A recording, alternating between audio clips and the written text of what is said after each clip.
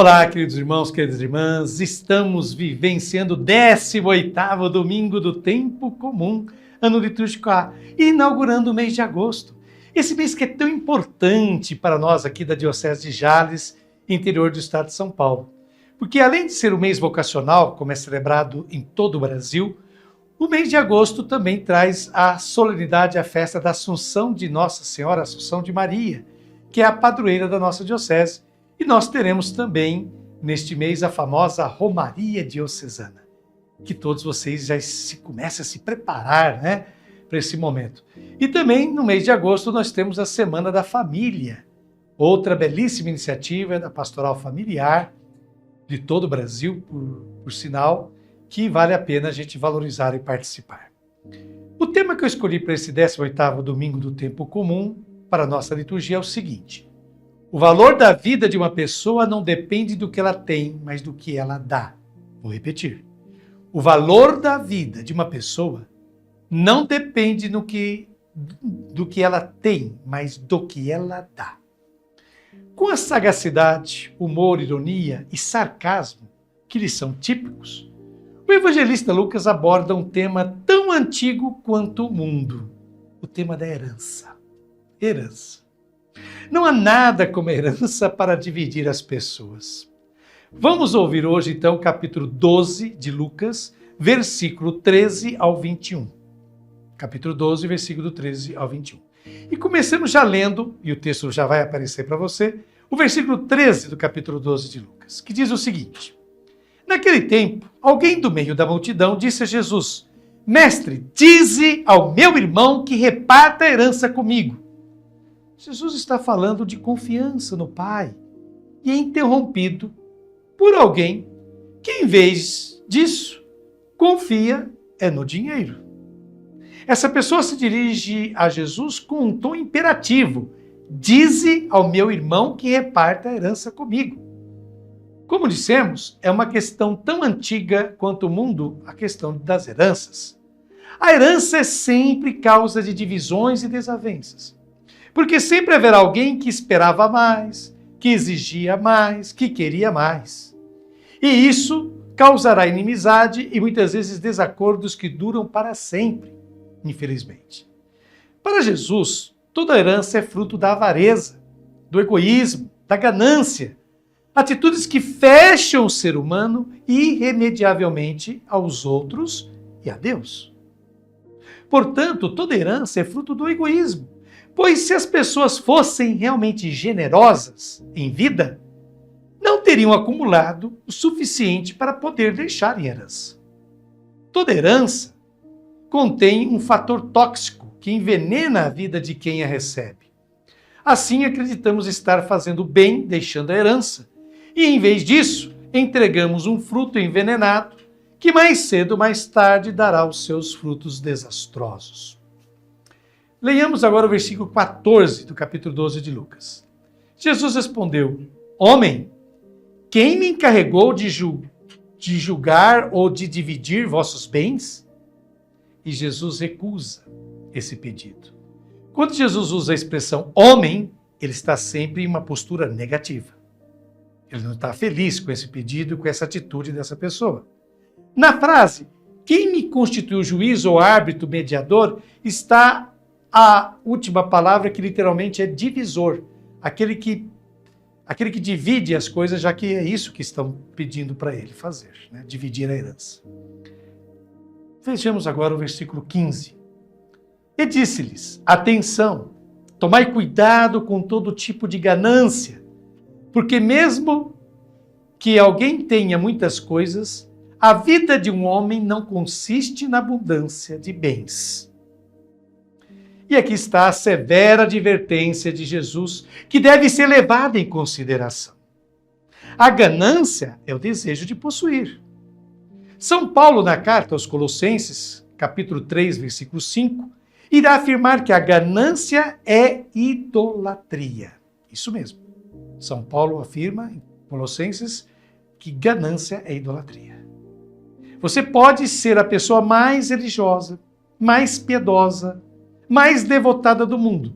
Mas se você acumula dinheiro, se você deseja possuir, se você é visceral e profundamente egoísta, você é um idólatra. Você não tem nada a ver com o Pai, porque o Pai é amor que ele compartilha generosamente com todos. O valor da vida de uma pessoa não depende do que ela tem, mas do que ela dá. Do que ela dá.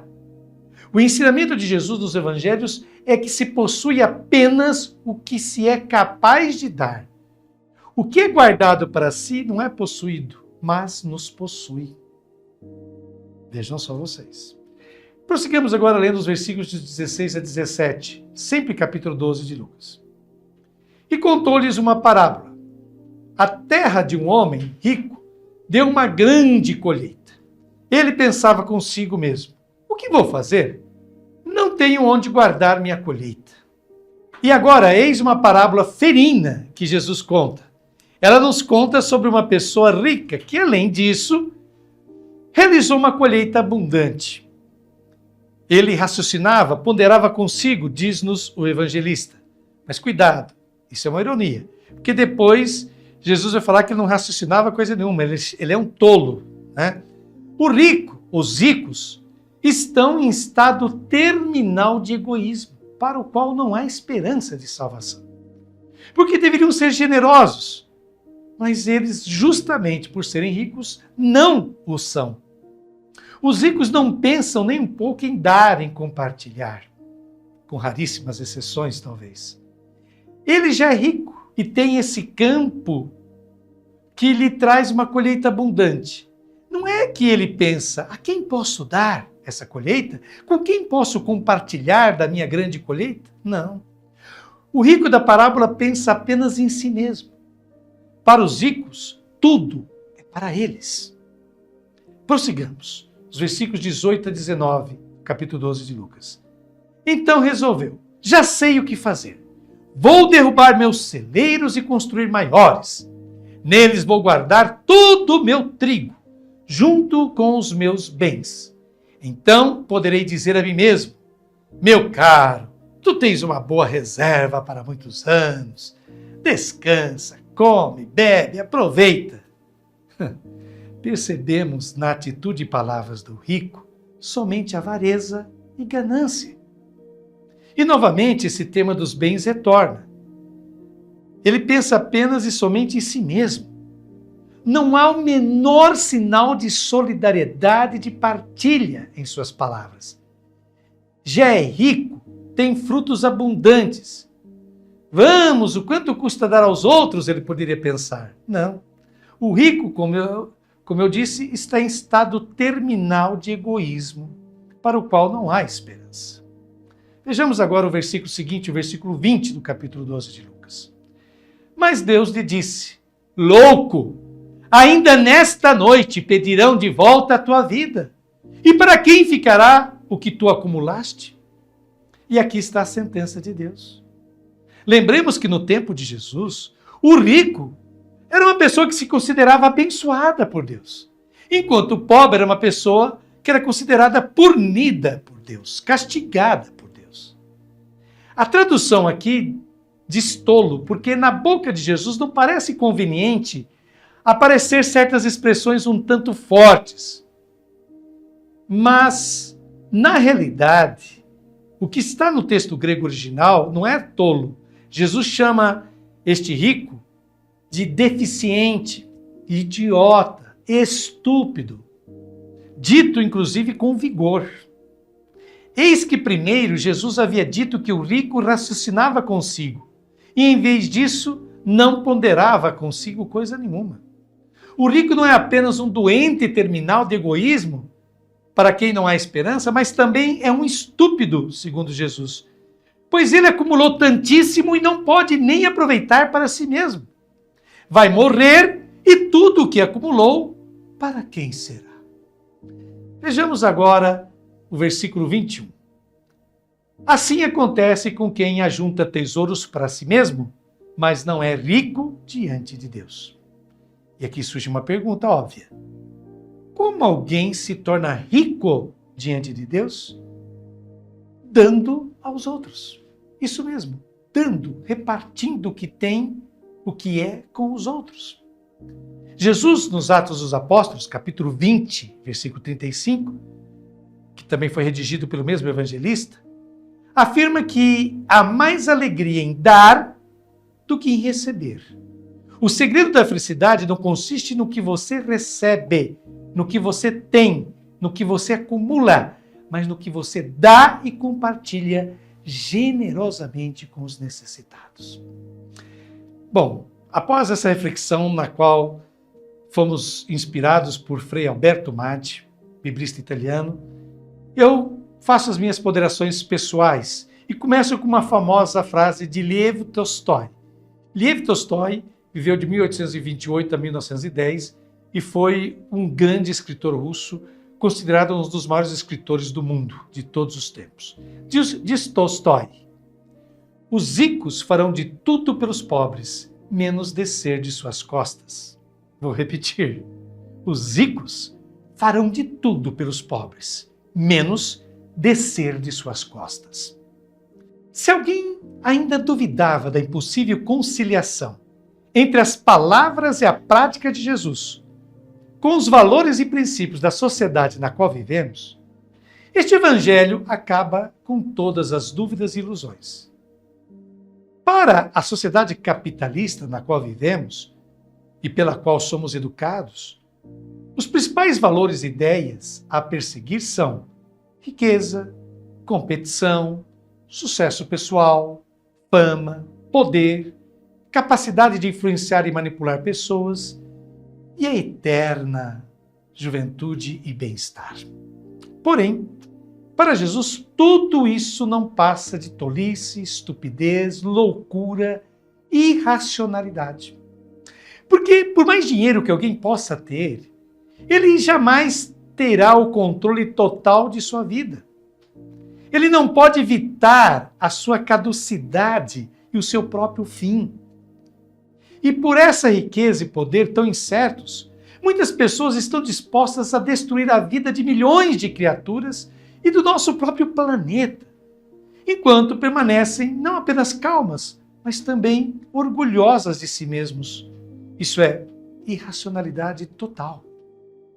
Quem acabará aproveitando de todo o seu trabalho, de todos os seus esforços, de tudo aquilo que acumularam, são pessoas que, em muitos casos, nem saberão valorizar e preservar o que receberam de graça, de herança, não é verdade? E pensar que, na atualidade, temos uma das maiores concentrações de riquezas de toda a história do ser humano. Sim, os ricos estão se tornando hoje em dia cada vez mais ricos, enquanto os pobres se tornam cada vez mais pobres. Com isso, temos como consequência o aumento da insegurança, a redução da qualidade de vida de muita gente, o aumento do consumo de drogas e álcool, a depredação do planeta do qual dependemos, a infelicidade e falta de sentido na vida para bilhões de seres humanos desta terra. Porém, há uma tolice maior nessa atitude de viver para acumular bens e riquezas. O essencial da vida, o segredo de ser feliz, não se encontra nisto, mas encontra-se no dar, no compartilhar bens e dons que se possui, no repartir aquilo que se tem, no ser solidário, no ser fraterno e misericordioso.